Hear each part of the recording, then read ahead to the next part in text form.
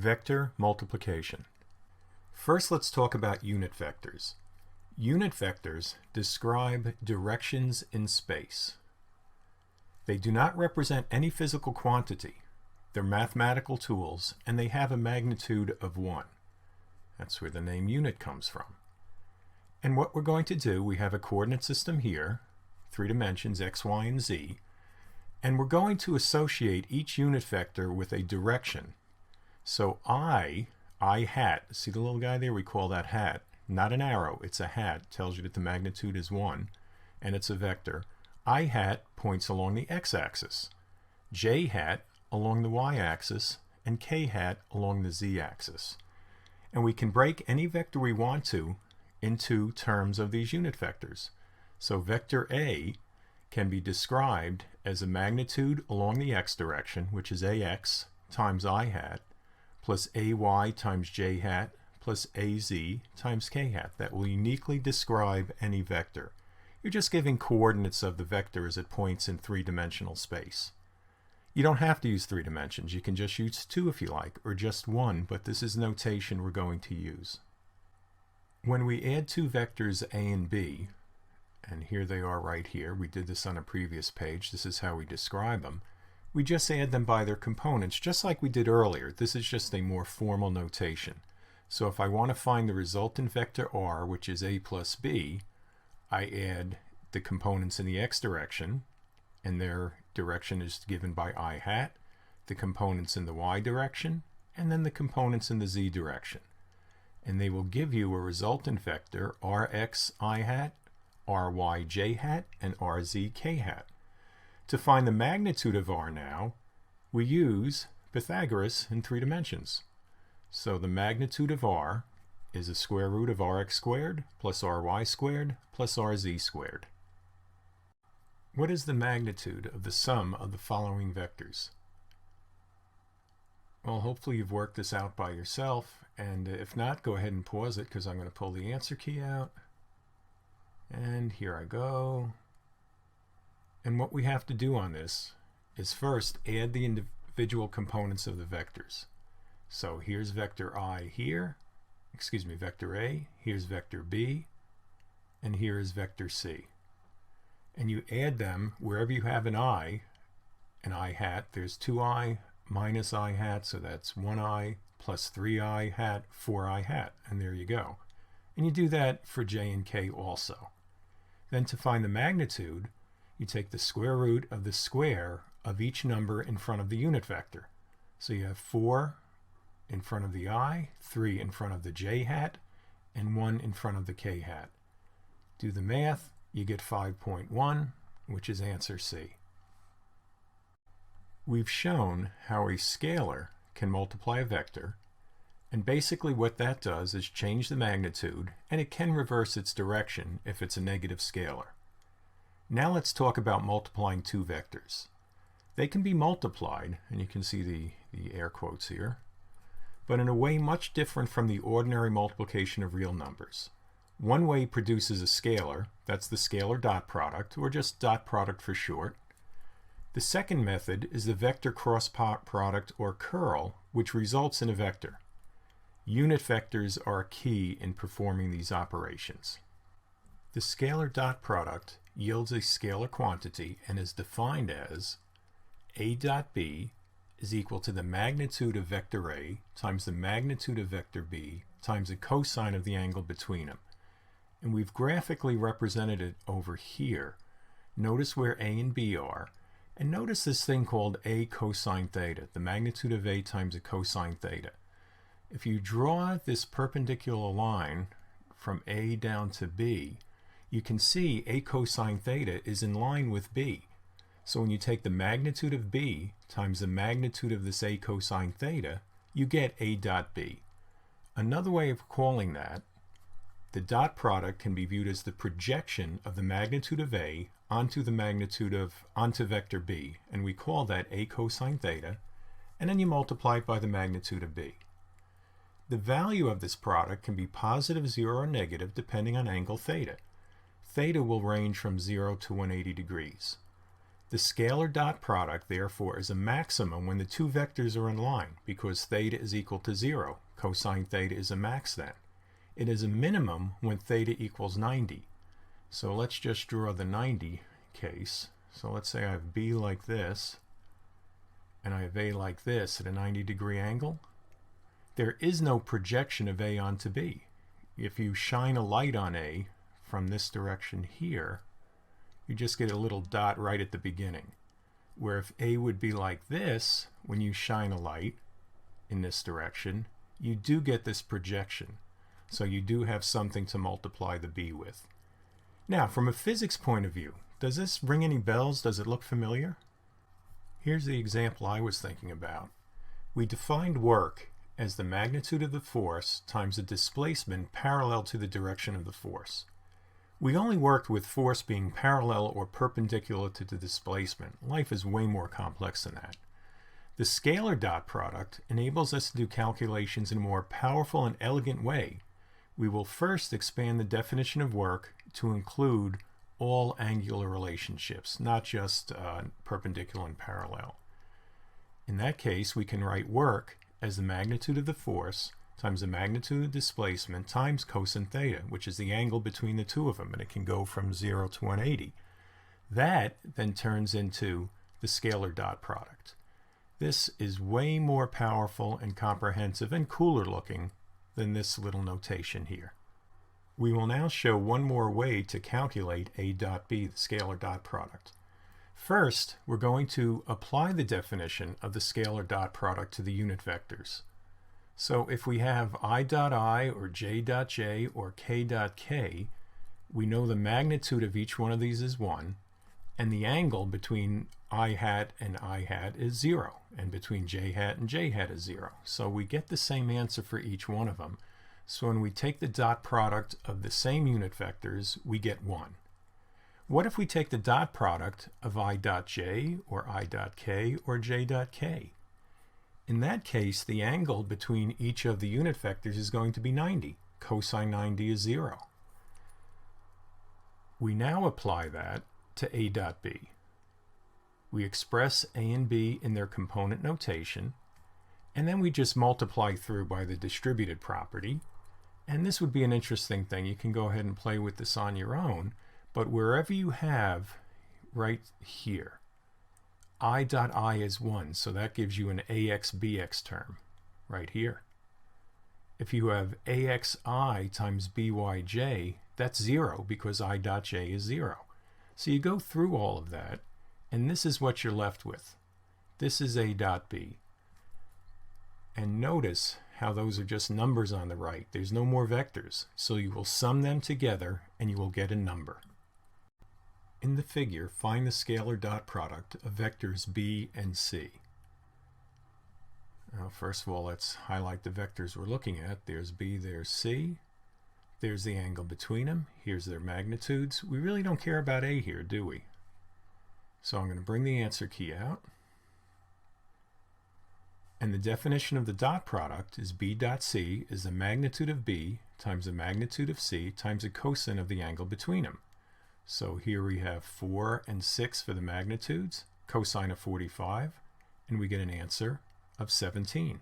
So the answer is B.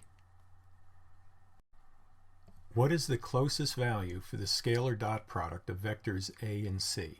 So let's identify them. Here's A, here's C. We need the angle between them. Okay, so that's 65 plus 45, which is 110 degrees. So we'll now pull out the answer tab. And this is our definition of the dot product. We put in the magnitude for each vector, and then the cosine of the angle between them, which is 110, and we get an answer of negative 14, D. The vector cross product yields a vector quantity, and its magnitude is defined here. Magnitude of A times the magnitude of B times sine theta. Look at the picture over here. We have two vectors A and B with an angle theta between them. This time, we're going to take the projection of vector A on the perpendicular to vector B, because that's what A sine theta is. So we will view the cross product as the projection of the magnitude of A on a line perpendicular to vector B, we'll call that A sine theta, multiplied by the magnitude of B. This can be positive or 0 depending on the angle theta, as long as we let theta go from 0 to 180. The vector cross product is a minimum when the two vectors are in line, exactly the opposite of the dot product, and it is a maximum when theta equals 90 degrees. Since the cross product results in a vector, it must also have a direction. In previous physics courses, the concept of the right-hand rule was developed to give this direction. Physicists don't really use the right-hand rule to solve complex problems. That would be silly. They use the vector cross product. And earlier in this presentation we talked about where this was a little trickier than the dot product and multiplying by a scalar. That's what we're going into now. The vector cross product will yield a vector perpendicular to the plane AB described by the two vectors A and B. Okay, we'll talk about that in a second, but first note that if you pull this picture out, it shows you where I got it from. Okay, so we'll just put this back. And that explains why we're using little a and b, where previously I used big A and B. We have vector A and vector B. If you turn vector A into vector B, you rotate it. For example, if your four fingers are pointing in the direction of A, and then you curl your fingers towards B, your thumb points in the upwards direction. And hey, that's A cross B. So that's how the right-hand rule is related to the vector cross product. Now note, the vector cross product is not a commutative operation because A cross B goes in this direction, where B cross A is down. So one is the negative of the other. However, their magnitudes are absolutely equal. Now we want to start quantifying that, and once again, we'll be using the unit vectors. And why does the vector cross product yield a new vector that is perpendicular to the plane, as showed on the previous slide, described by the original two vectors? Let's look at the unit vectors. This time, when we take the same unit vectors and cross them into each other, we take the sine of the angle between them. Sine of 0 is 0, so you get 0 for all of those. I cross j is going to equal k. J cross k equals I, and k cross I equals j.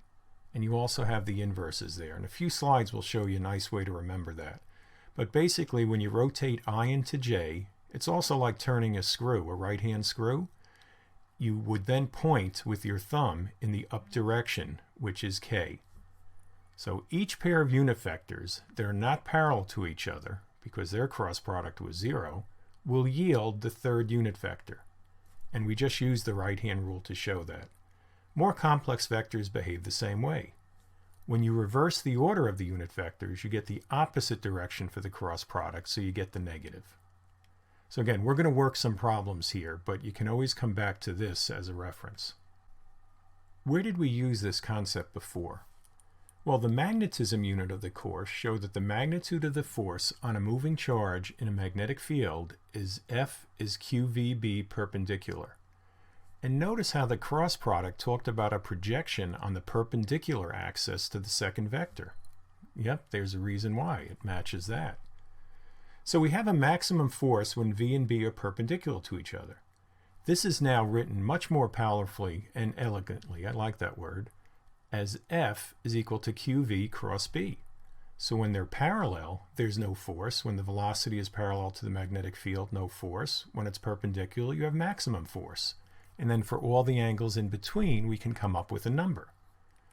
This notation here gives both the direction and the magnitude. The direction of the resultant vector F is perpendicular to the plane described by the vectors velocity and magnetic field. The magnitude is going to be QV cross B, magnitude here, which is QVB sine theta, and there's your projection again. I showed this to you a few slides ago and didn't really give you a good way to remember it, so we're going to do that now. We're going to write out the unit vectors in order, twice, ijk, ijk, kind of like a waltz. When you move left to right, you get a positive result. So if I go j cross k, that yields I, and since you're going to the right, it's a positive I. So let's reverse that, get rid of that. What if you go from right to left?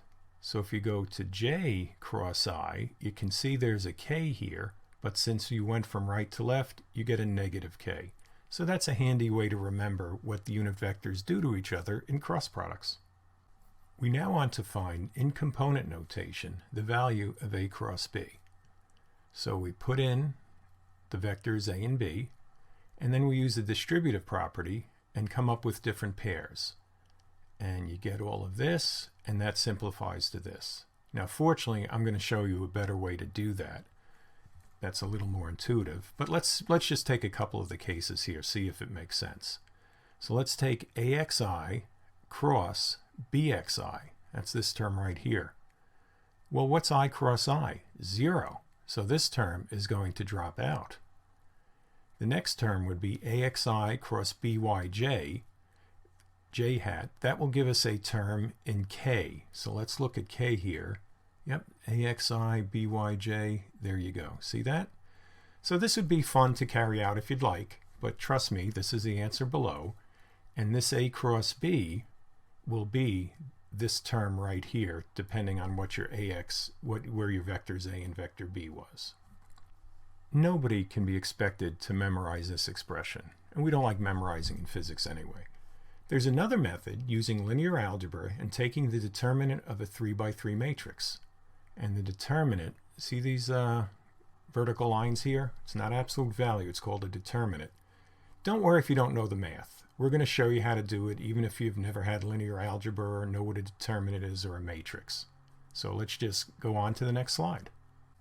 Let's do this step by step. Number 1, first step, see the little one up here? Create the 3x3 matrix using the unit vectors and the vector components and put the vertical lines on either side. That means it's a determinant. So you have IJK up here, and then the next line is going to be AX, AY, AZ, and the next line is BX, BY, BZ. Okay, hopefully that's fairly reasonable. Now let's get rid of this, and now let's go on to step 2. We now have to break this apart.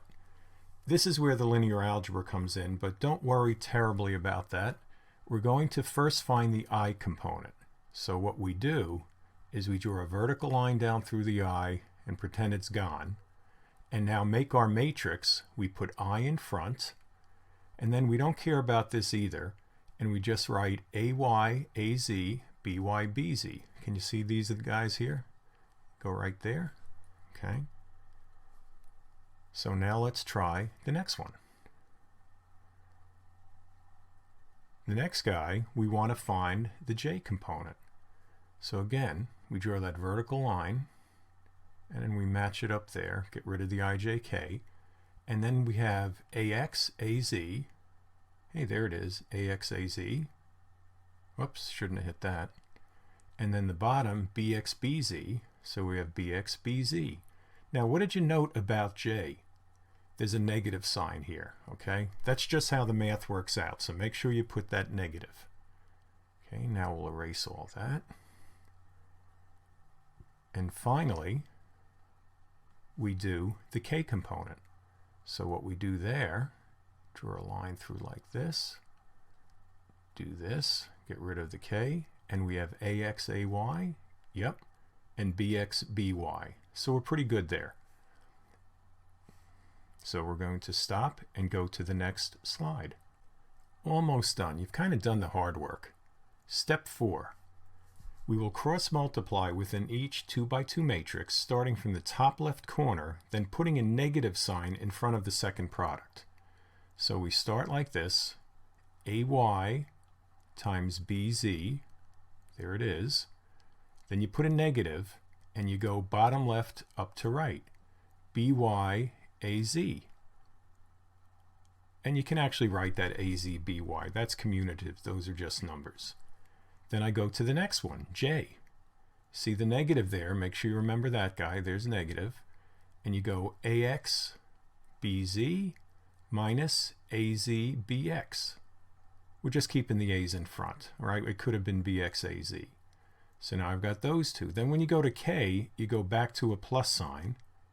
AX by minus bxay. So that's step 4. So let me erase that and practice that on your own. You'll have a couple examples to do. And then one last step, because if you'll note, when we showed this before, we didn't have this negative here. Why? Well, we have a positive. All we have to do is reverse the orders of these guys. And you can go ahead and check this with what we did a few slides ago, and it will match. So you've now done a vector cross product. In this figure, find the magnitude of the vector cross product of vectors A and B. Now before you go off and using determinants and matrices and finding the cross product and then taking the magnitude, there's an easier way to do it. And the clue should be you know the angle between A and B. So think about it and come back to the answer tab when you're ready. You can pause the video and work it out. And here we go. We use the definition of the magnitude of the cross product. This is a lot easier, right? It's the magnitude of A times the magnitude of B times the sine of the angle between them. We have 7 and 4 as the magnitude, 65 degrees for the angle, and we get the magnitude of A cross B is 25. The answer is C. Two vectors are given as follows. Solve for A cross B. This time there's no shortcuts. We're going to have to drag through the process. And here's the answer. D. See next slide for worked out solution. That's great. So let's move to the next slide. And here we go. Here's the worked out solution. So at the top, we start with our two vectors. And what's the first step? We form the 3 by 3 matrix. So you can see A has components -7, -6, 9, and look at that right there. B is 2, -7, 5. Look at that. Okay, so we match. And then the top row is going to be IJK. So let's erase this because we're done with that step. Now the next thing is to break the 3 by 3 into 3 2 by 2 matrices and take the determinants of each one. So let's start, we'll picture up here. So you have I, then a negative j, then a plus k hat, minus j hat, I hat. And let's work out the first one for I, and I'll hope you can do the others. So for I, remember we cross down, we vertical line here, then we cross out the jk, and we're left with -6, 9, then -7, 5. Okay, right there. And do similar things for the j hat and k hat. And I'm not going to go through them. I'm hoping you guys can figure that out at this point. The next step is to do our cross multiplying. So we'll do the first one here again. I, we do -6 times 5, then minus, okay, here's the minus, that goes every time, -7 times 9, right there. And so forth and so on for the j hats and k hats. You combine all the numbers and you get this answer here. 33 I hat plus 53 j hat plus 61 k hat. Two vectors are given as follows. Find their dot product. Well, the equation for the dot product, A dot B, it's going to be AX BX plus AY BY plus AZ BZ. So let's just do that by inspection. The I hat has a +2 and a -1, so +2 times -1 is -2. Your Y components, -4 times 3, that's a -12. And the Z components, 2 times 5, that's 10. So let's see, -2 minus 14 plus 10 gives you a -4. The answer is B. A lot easier than doing a cross products, right? Solve for the angle between vectors A and B, and they're given here. This is a cute little problem, and what we're going to do is go back to our definition of the dot product. Whenever you can use the dot product, that's nice because it's a lot easier than the cross product. So we have our equation right down here. That's where we define the dot product.